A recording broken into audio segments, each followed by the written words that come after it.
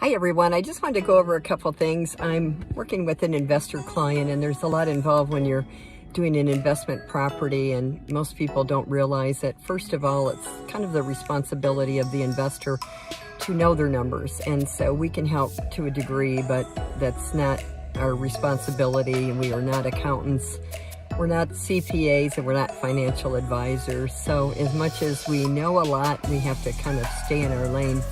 And sometimes that's hard because we want to give advice to help our clients, but if something would go amiss, then it would backfire on us. So just so you know, that's the one thing we have to do. But when you're looking at an investment property, you have to obviously know if it's a condo or a townhome, what the HOA dues are, what the budget is.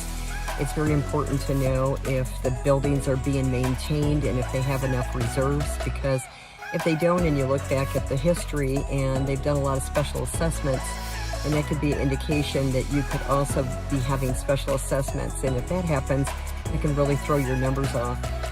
So the other thing that you want to do is you want to know whether the HOA includes sewer, water, cable. Those are the different things, because that's going to make a difference on your budget if you're doing long-term or short-term rental.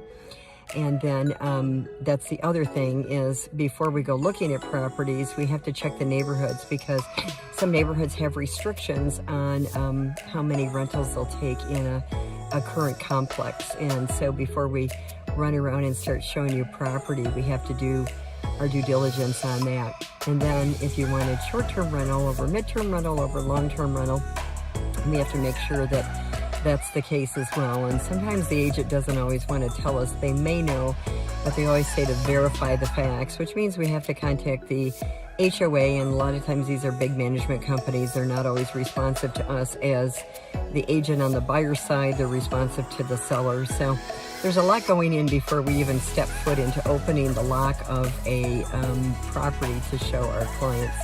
And then they need to know what the return on investment's going to be. Then we need to look at the rentals to see what the rent is bearing in the area, and then do their numbers from there. So just want to fill you in a little bit on investment property. Have a great day.